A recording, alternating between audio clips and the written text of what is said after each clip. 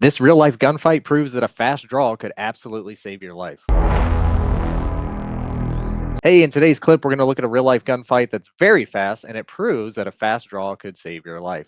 If you don't know me yet, my name is Caleb Lee. I'm the #1 best-selling author of Concealed Carry 101, and I'm also the founder of Patriot Training Center, where we teach live gun training courses to civilians like you to teach you how to use your pistol, rifle, and shotgun to defend yourself and those people that you love.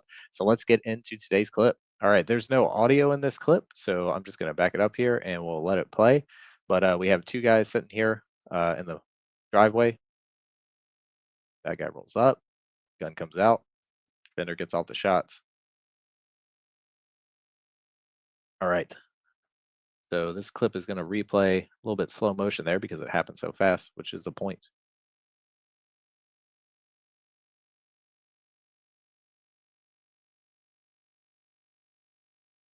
I think I saw maybe nine or 10 shots there in that small amount of time. So we'll replay it here. We have the two guys that are standing in the parking lot talking to each other, and then this guy rolls up. And as soon as he gets out, we can see that there's a gun in his hand. And the defender notices it right about now. And then he decides, I'm going to go for the gun. And he starts backpedaling, gets to draw from appendix, pretty much immediately starts firing, and then gets the job done. The bad guy, of course, found out that this was not going to be just a victim, it was a gunfight, so he decided to run away. Whoever he had in the car with him decided to drive away without him, and he had to run back. All right, so let's watch out one more time and just see how quickly this happened.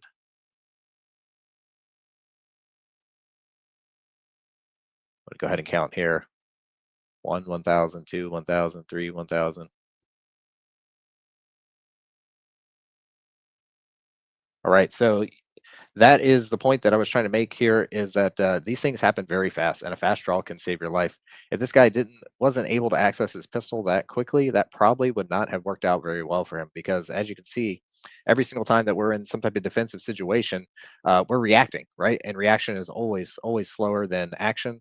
So we're behind the eight ball every single time, right? Because we are defenders, we're defending ourselves. So we don't pick the fight that's going to happen. The fight comes to us, and then it's up to us to react to it. So very quickly, this guy realized what was going on. He saw the gun, and then he decided, "Hey, I need to get my gun out." And then he started going for it. So the importance of a fast draw is not just that, like, draw to first shot. So even if this was a different scenario, just getting the gun out gives you more time to work. So let's say that this was a harder shooting problem. This guy's only a few steps away. As we see many times, this is maybe 3 yards away.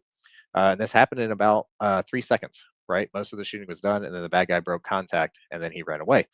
Well, this happens all the time. That's why in the description below we have the 3 second minimum drill standard, and why I call that like a minimum level of proficiency that pretty much everybody should strive to be able to complete if they're going to have a gun for concealed carry, for home defense, anything like that. Because this is very common situation that we see. This is about how quickly these things happen. This is about how far away the distances are. Most if it's going to be some type of street crime, the guy has to get kind of close to you to get your valuables or get your life. So it's going to be at these kind of closer distances. So we see this a lot. 3 to 5 yards. This is very common, and and it all happens very quickly. So under 3 seconds. So if it takes you 3 seconds just to get the gun out and get that first shot off, that's going to be too slow, right? So that's very important. So speed is a very important thing. You cannot use the gun until you get it up into your eye line and point it at the target. So that means marksmanship doesn't even matter until you can get the gun out, right? So if you can have little bullet holes touching at 25 yards, that's wonderful and that's great accuracy, but it does not even matter if you can't get the gun out in time, right? So the other thing that I was going to say here, and then I kind of trailed off, is basically if this was a harder shooter problem, let's say this was a longer distance, still getting that gun out up into your eye line and starting the process of aiming and confirming the sights and pressing the trigger, however you need to do to make that shot that you need to make, you have more time to do that. You've bought yourself more time the faster that you can draw the gun out of the holster. Now, the big problem with most concealed carry training, right? If you go to any like state certified permit course, I don't think there's any states right now that require you to actually even draw from a holster for those concealed carry permit type things, right? Now, I think everybody should have constitutional carry and that you shouldn't even have to have a permit, but it's just a weird thing. If you're going to be carrying a gun in your daily life, it's going to be in a holster on you, right? So you have to get that gun out and able to be able to use it. So if you think that you're prepared by just taking like some state permit level course and shooting a target and there's no time pressure and you don't even have to draw from the holster, then I think you're just fooling yourself, right? So it's extremely important to get a fast draw, get the gun out of the holster as quickly as possible so that you can do whatever you need to do.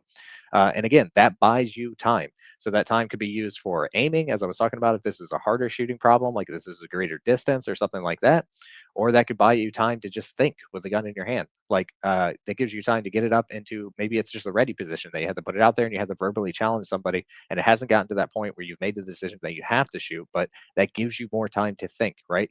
You're already behind the eight ball, so the faster that you can get the gun out of the holster, the better off you'll be. So again, we see a perfect example of this. And this guy did great backpedaling here, even in his flip flops. And he decided to kick him off his tactical flippy floppies, and followed to make sure that the guy ran away. He stopped shooting with the guy. It was very clear that the engagement was over. So just an all around great job here. And this guy's quick thinking and quick ability to get that gun out of the holster really saved his life here. And it could have gone very, very differently. Just think if he had taken him one more second to be able to get that gun out.